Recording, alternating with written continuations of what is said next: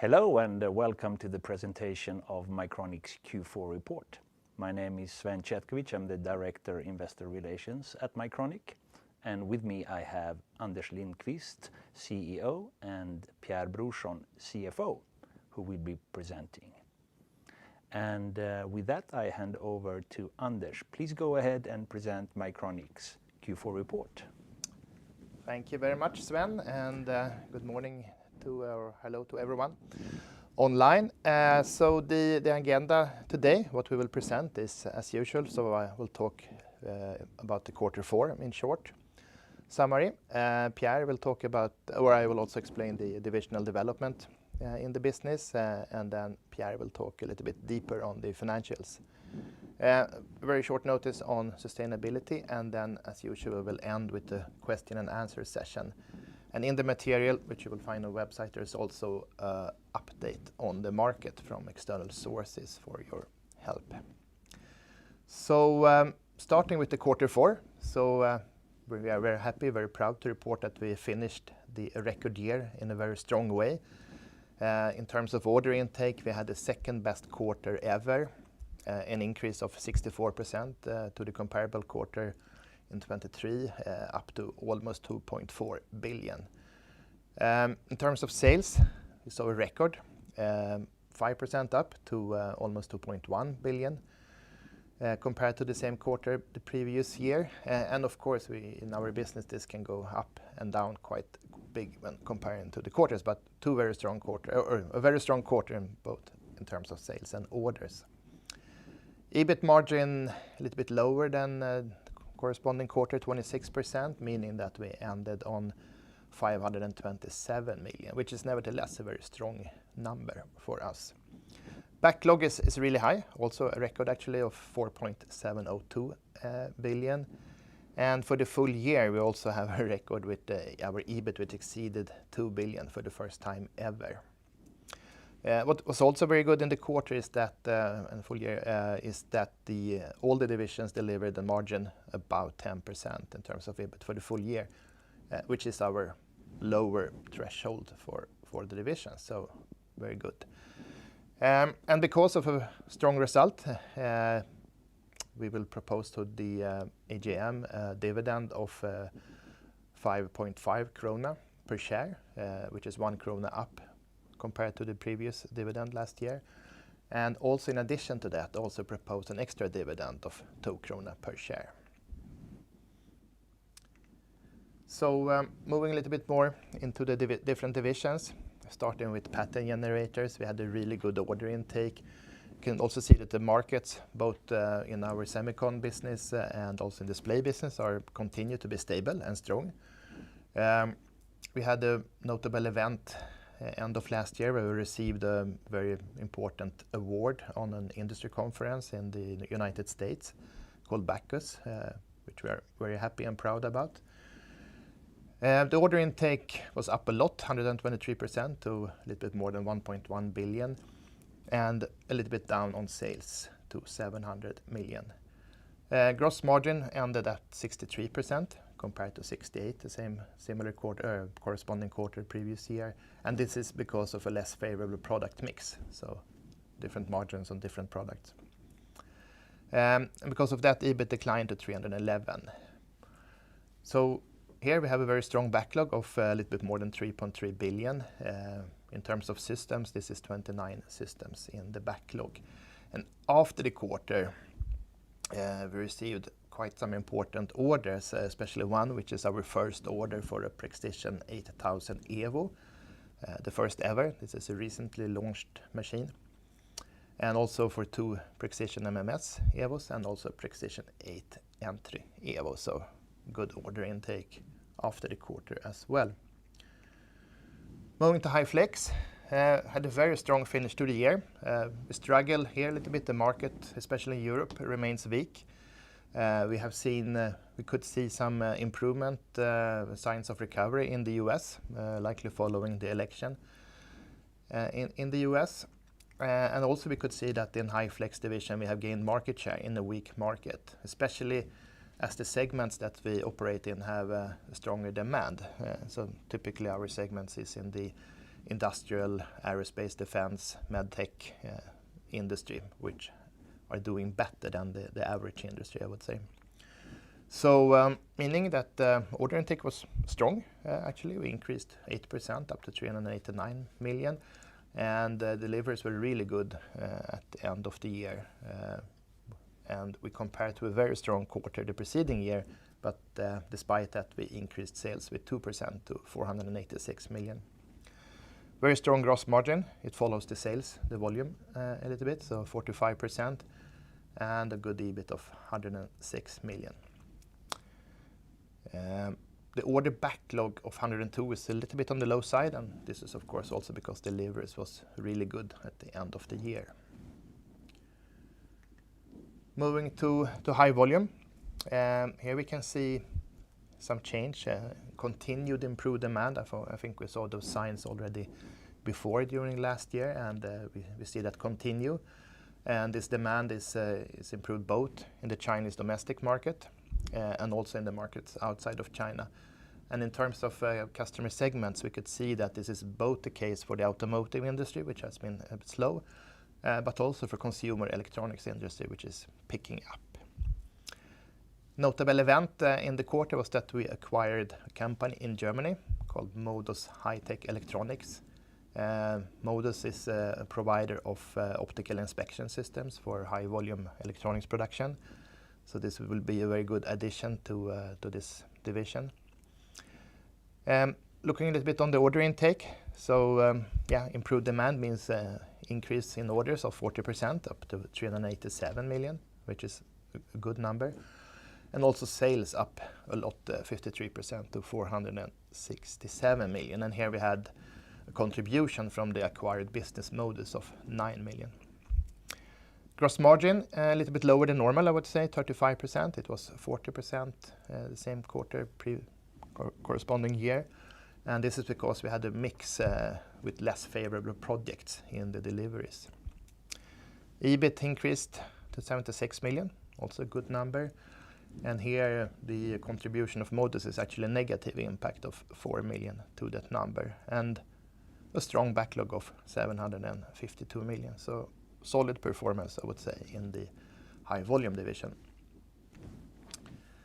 Then we move to global technologies. Here we can see the most direct impact of AI-driven demand. And we have different lines of business here. If we start with the testing of PCBs, which are used in advanced servers for AI applications, we saw a good demand here. You could see also that the investments in Southeast Asia is strong, and this is in their strategy to be less dependent on China and have alternative and additional manufacturing sites outside of China, where Southeast Asia is a clear winner. We see good demand because of that. Also in die bonding, the next business line, we see also demand supported by AI applications, especially in the high-speed optical transceiver technology. And also we had a good quarter for the newly acquired business Photonics Interconnect, and the good quarter is we had a good order intake. So for the whole division, we had an increase of 52% to 461 million in the quarter. Good number. Sales up 30% to 400, a little bit more than 400. Strong gross margin of 44, and a good increase in EBIT to 86 million. So very happy with that, as well as the backlog that we go into this year with a strong number of 514. So good numbers from Global Technologies division. If we look this year, our outlook for the year, we believe that we will reach a sales of 7.5 billion during this year, which will be the guidance from the board of directors. So with that, I will hand over to Pierre to talk a little bit more about the finances. Yes, good morning from my side as well, and I will then go through a little bit more graphically the strong ending we had of the year and a bit through the result of the full year as well. So we ended the year with a record sales level above 2 billion, and this is even higher than we had in the fourth quarter of last year. We had an almost perfect execution in the fourth quarter, where things really went our way in all divisions, basically. In addition, we had a relatively weak Swedish krona, also supporting the number in krona, but fantastic result. And the order intake even stronger than this, so really, really good. Also very positive to note that we had the highest aftermarket revenue we have ever had, with above 500 million. So also good continued growth here. We ended with an EBIT margin of 26%, and this is not a record level. This is a good, healthy level for us, especially given the relatively modest share of revenues that came from pattern generators in the quarter. If we look at then the full year graphically, we ended just above 7 billion. Continued growth throughout several quarters here consistently. And with the full year EBIT exceeding actually the long-term financial target that we put up of 2 billion, and an EBIT margin on the very high level of 29%. The aftermarket revenue continued up with the strong ending of the year and is now above 1.7 billion. In terms of share of sales, it has been higher before, but this is of course good to related to the strong equipment sales we've had throughout the year, and this is also promising for the future aftermarket revenue. If we look at it, if we look at bridges on the result, we had a lower result than what we had in the fourth quarter last year, which at the time was the record level. And this was mainly because we had a very high profitability in the pattern generators in the fourth quarter of last year. This is then displayed by a lower average gross margin for the company this year. So despite higher sales, we had a lower gross margin in absolute terms. And as we have been growing the organization in line with our strategy, this resulted in a slightly lower total EBIT for the quarter. But the 527 is still a good, very good level for us. It's about 1/4 of the annual result as well. If we look at the bridge for the full year, here you can see a bit the reverse, where you have a very strong positive volume effect and a strong margin effect positively as well. We have expanded in the R&D, and we have actually expanded on the marketing and sales side as well. But in 2023 we had high M&A costs that we communicated around, which we did not have to the same extent this year.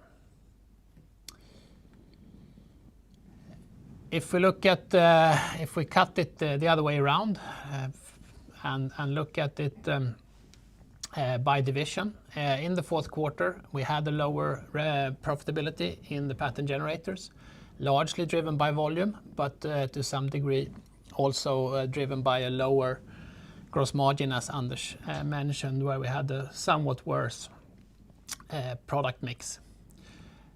All other divisions actually improved, and we're very satisfied with the result in all divisions in the fourth quarter.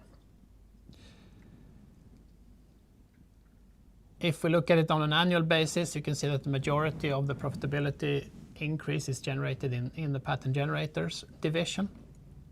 And I think largely we are happy with the development in all divisions. I think High Flex has been suffering from quite difficult market conditions, and we have seen that we are gaining market share in this market, but we could not fully meet the strong result of 2023. On the cash flow side, we have a strong cash position with cash at the end of the period exceeding 3 billion. We have strong contribution from the result during the year. However, we have built inventory, in particular in pattern generators and high volume divisions. We have invested in 2 acquisitions, not so big ones, but still 2 acquisitions, and we have invested in certain facilities in the Global Technologies division. On the financing side, the majority of that is related to dividend. So improving the cash position almost 1 billion during the year, and adding up to a position of 2.8 billion net at the end of the year. So with that, I hand the word back to Anders again for some words on sustainability.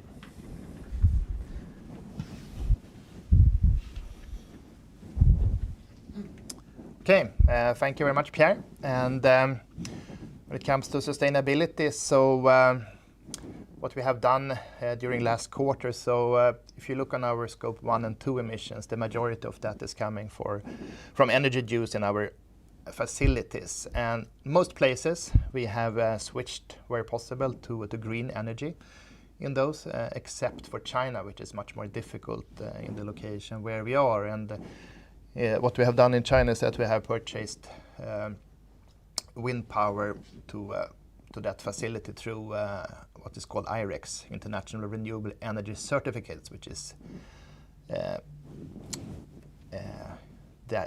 which is possible to do.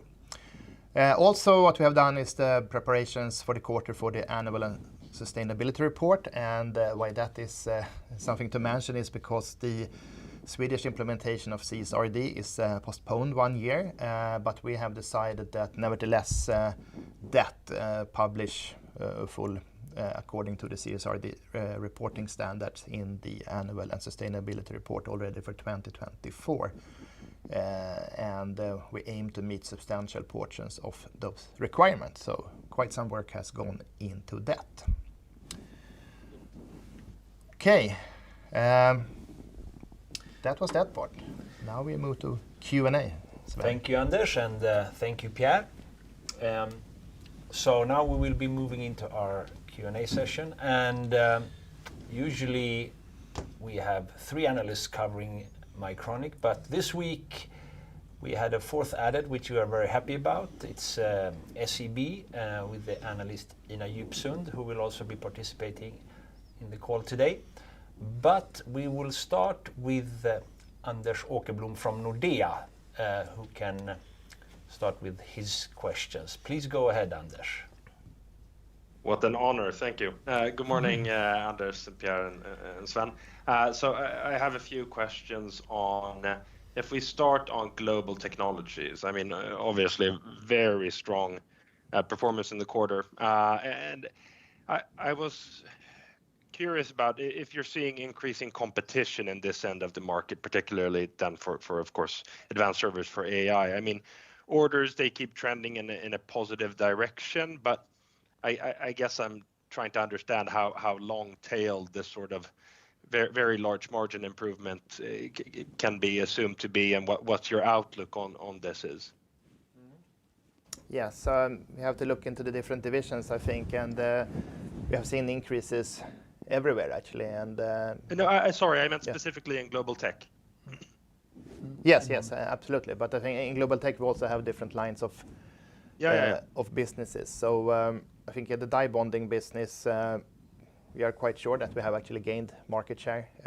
We have, in the die bonding, there's a segmentation of performance in the competitive landscape, and we are really in the top layer of that, and there we don't see any increased competition. There's quite a lot of competitors in the low end side of that, but the requirements, what is driving the market right now with those AI related applications is favorable for the technology we have. And during last year we have gained market share. We have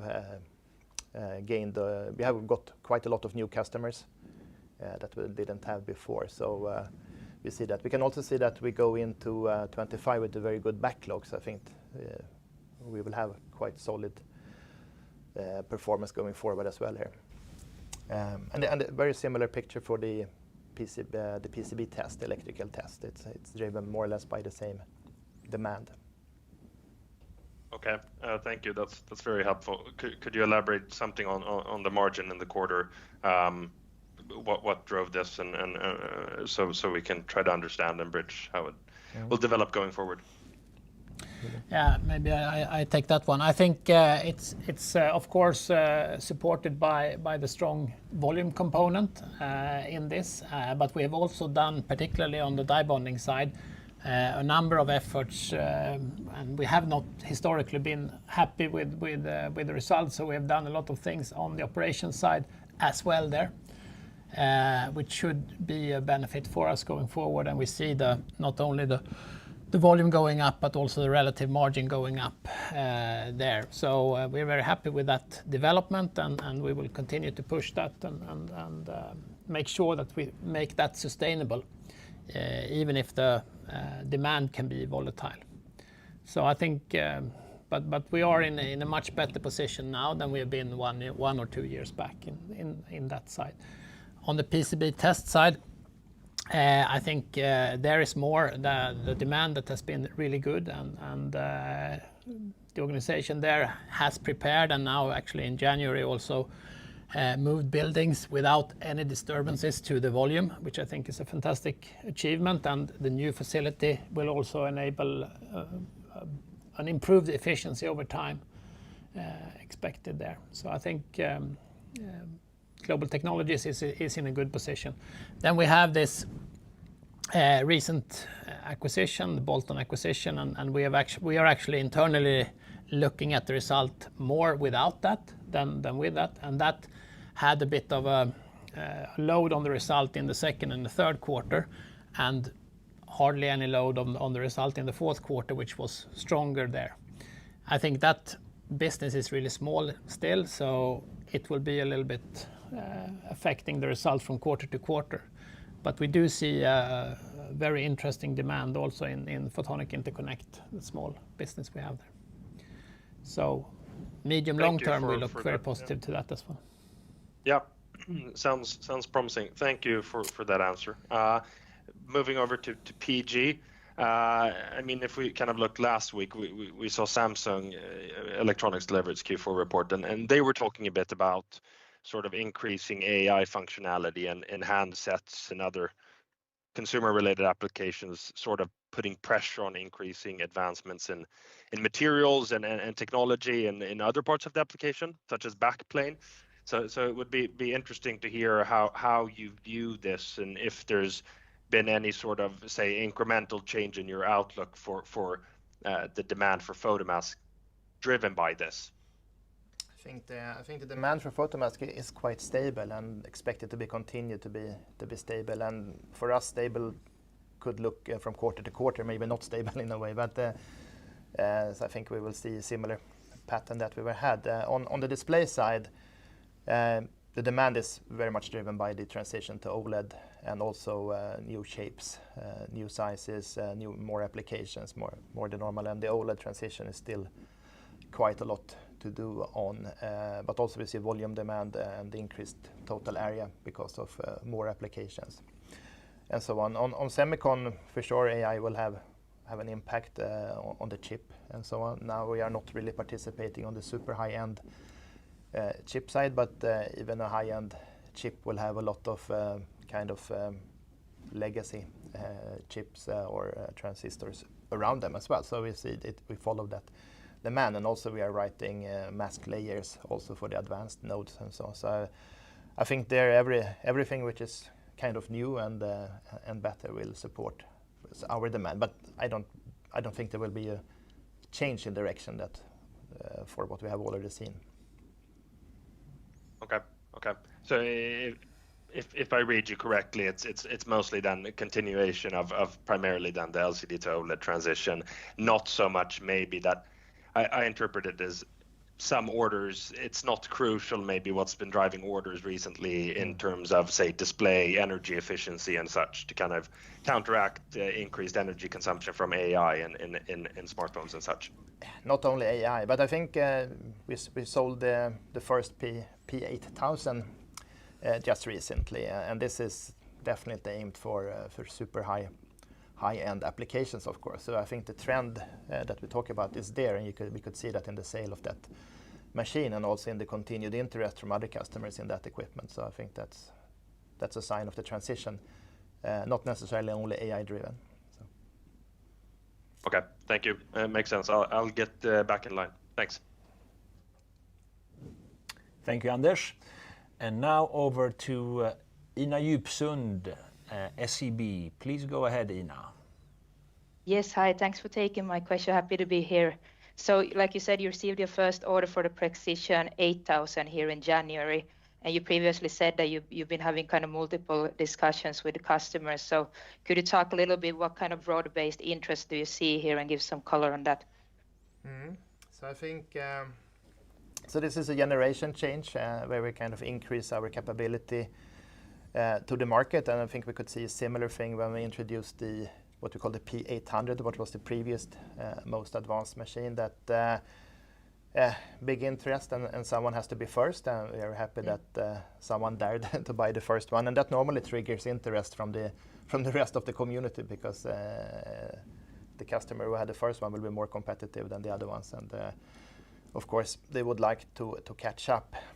One thing in this whole thing is also that to produce super high-end photomask with to use the full capability of the P8000 mask writer, there's also other equipment needed to utilize that, aligners, which is the process after the mask writing, but also inspection equipment and so on. And currently there is quite long lead times on those items, so it's kind of a game that customer need to coordinate a little bit here. But nevertheless, we have seen that after the sales of the first one, the interest have increased from other customers of this equipment. And I think if we compare to the P800, how many did we sell? Five in total. So it's not really mass production, but it's quite an important product for us. I see. And then in terms of OpEx growth, I know you're expanding capacity in a few of your divisions. What should we expect for 2025? Yes, so we will invest quite heavily in 2025, both in R&D for new products and so on. We will also move the High Flex division to another location. We are also investing in a stronger sales network globally. So we are planning to increase the OpEx. Maybe you want to add something on that, Pierre? No, I think that's correct. I think we see new markets opening up. We mentioned earlier in the report that the demand in certain products in Southeast Asia is strong, and we have very limited presence in Southeast Asia. So that's an area where we need to strengthen. And that, I think, will not guide an OpEx in percent, but we are in a position where we have a strong business. We are strong in niches, and we can exploit that further by investing in R&D and sales network, and see that as a good complement to acquisitions and other growth opportunities. Thanks. That's all for me. I get back in line. Thank you, Ina. And now over to Fredrik at Handelsbanken. Please go ahead and ask your questions, Fredrik. Thank you. Good morning. Congrats to a great report. Nice to see. Two questions from my side before I get back in line. High Flex, if you could elaborate a little bit more on what drove the the profitability improvements and the margins. It's very rarely we see these kind of margins in High Flex. Is it an effect of system sales as share of revenues, and that sort of provides support? So a little bit more color on High Flex and how we should sort of gauge that going forward. The second question is, aftermarket revenues in the quarter was strong. Did you have any sort of software upgrades baked into that, or is that annual service contracts only in that figure? Thank you.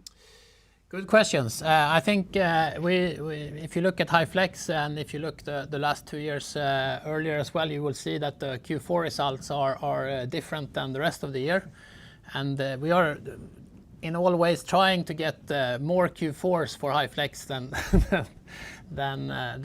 other quarters. But this year was really a bit like last year, but maybe even more surprising to us. There was good demand. There were some end of the year budget emptying. There were improved demand in the US in particular, following, I think, the clarity that came out of the election was more important than maybe the result as such. But strong demand in the US and basically emptying the order stock. You see, we have now only 100 million orders on hand. So also the operational execution was fantastic towards the end of the year, really trying to take all opportunities we could. So a little bit of a perfect quarter. And we have a fair share of fixed cost base in the High Flex division. So you can see that in quarters where we have a high sales, we have also a higher relative gross profit. And this is also reflected in the fourth quarter of the year.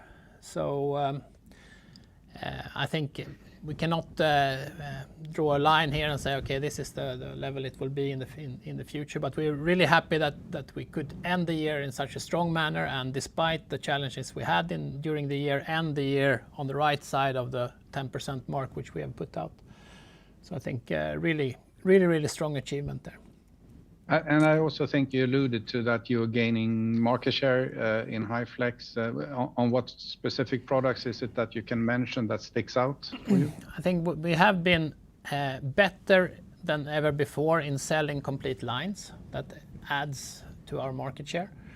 And it's a little bit early to say, but with a new pick and place machine, which is the heart of the High Flex equipment, we are also addressing a slightly higher market in terms of higher volumes. So I think those two in combination. Yeah. And where we are strong, the high mix type producers, they have maybe not in all their sub-segments suffered as much as the high volume manufacturers, which we have also benefited from. So I think that's with regards to the aftermarket, there is a little bit of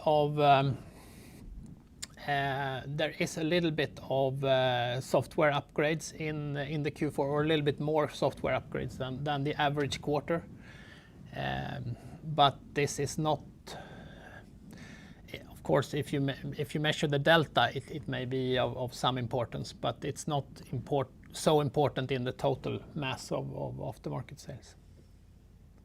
So have you increased pricing? I mean, what was the step up in the aftermarket revenues if it wasn't sort of a temporary software upgrade? It's more contracts that are coming in, especially on the PG side. There is a good accessory sales among others on the High Flex side, and also on the Global Technology side.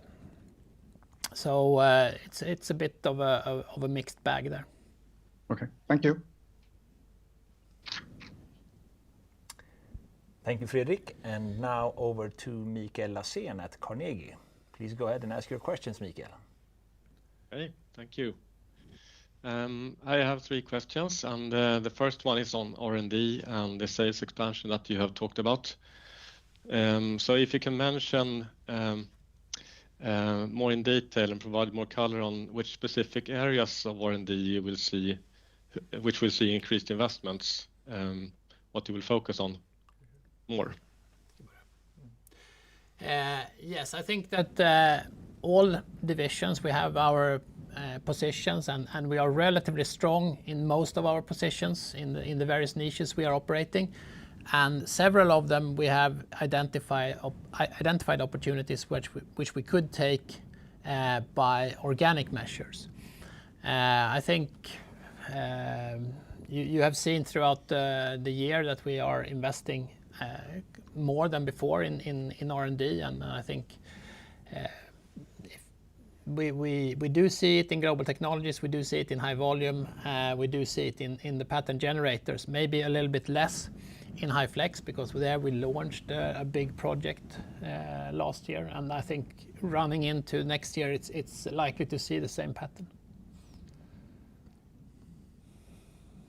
Okay, but can you maybe clarify a bit more, maybe if we can expect a significant increase, or is it just a continuing trend from the second half LTM performance in terms of R&D cost and the R&D investments? I think you do see it in particular in the fourth quarter, and it will continue, and we have a plan for increased R&D throughout 25 compared to 24.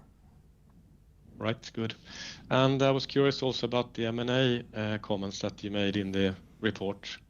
You highlight that you have a strong balance sheet, and it's a good foundation for M&A.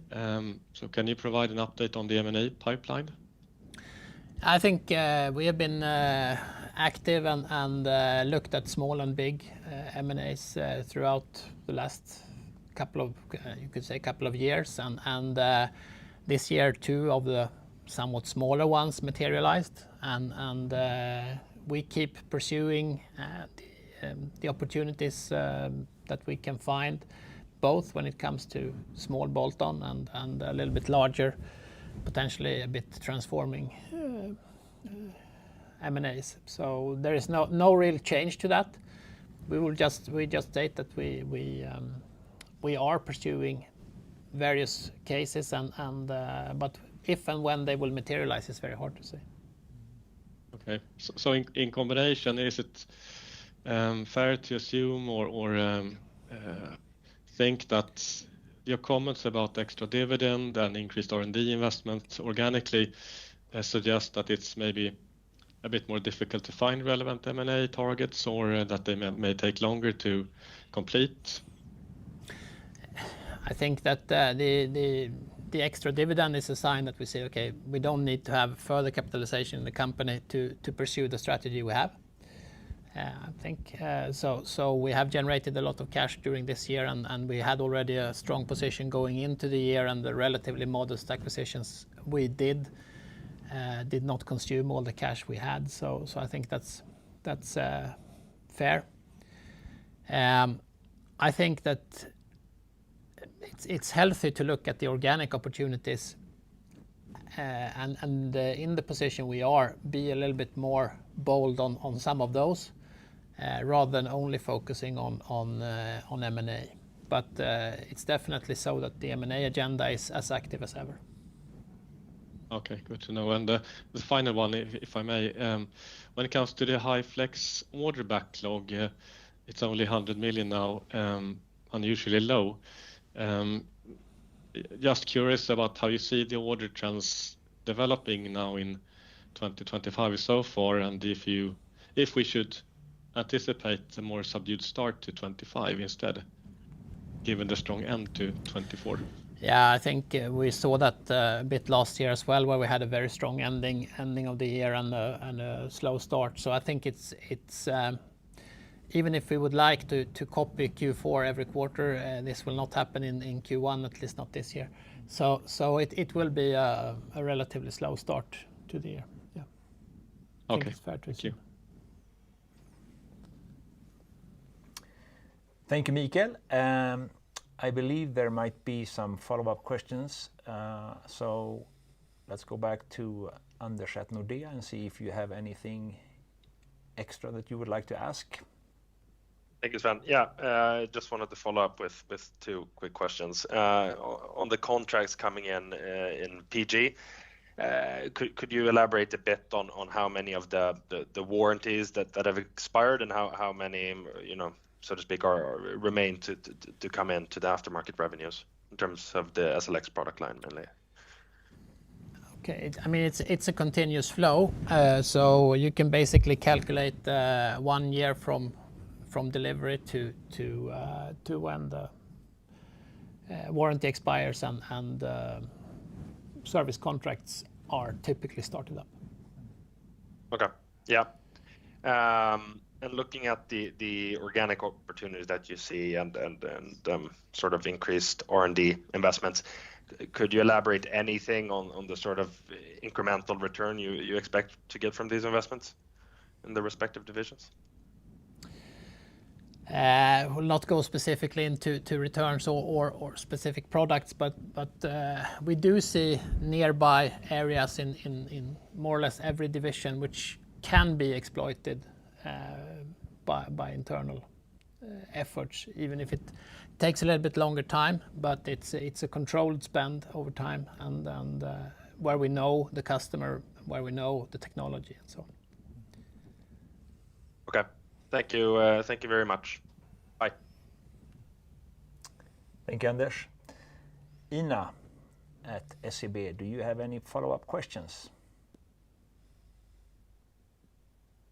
I think it's good for me, thanks. Okay. Then over to Fredrik at Handelsbanken. Yes, thank you. I have a few follow-ups. If we could talk a little bit about SLX. You described that you sort of... There are two questions to this, really. One machine is moved from 25 to 26. It's a quite big jump, and one was moved back into 24 and delivered in Q4. Is that sort of... Should we expect these kind of events to happen more when it comes to SLX out of any reason? So that's one small question. The other is, we have talked about the potential for SLX along the way, and you have stated also that, you know, the market has been enlarged, the capacity has been enlarged. That's really what you have delivered to the majority of the machines to. So the installed old base, is that starting to move? Do you see any sort of implications from the fact that you received an award or something around that? So that's also one. And then connected to that, the MMX machine, how do you size that market going forward, and what's the interest of it? Thank you. So first we had the... Yes, maybe I can take the first one and you can do the other one. I think it was the installed base versus capacity market expansion in the market. I think I don't have hard numbers, but I feel that we have. I mean, this starting with the award, maybe then that comes from the industry itself. So it's a recognition from customers and the partners in the industry that we have. What we have launched is really a very good offering in this market, and I think that is visible in the sales. So also, I would say that when there is a new factory, a new line or anything, we are very strong. We take almost every order in that area. Replacements, it's a little bit more difficult, but I would say that we see more and more replacement business coming now as well. And I think this award is a recognition from customers and so on that we are a good player in this business, and I think that will continue as well. And most likely the installed base will be bigger than before. I think our original assumption with SLX was that the installed base would be kind of constant, and it will be a replacement business. But the market expansion has been larger than what we thought 6 years ago. So that is good for everyone, of course.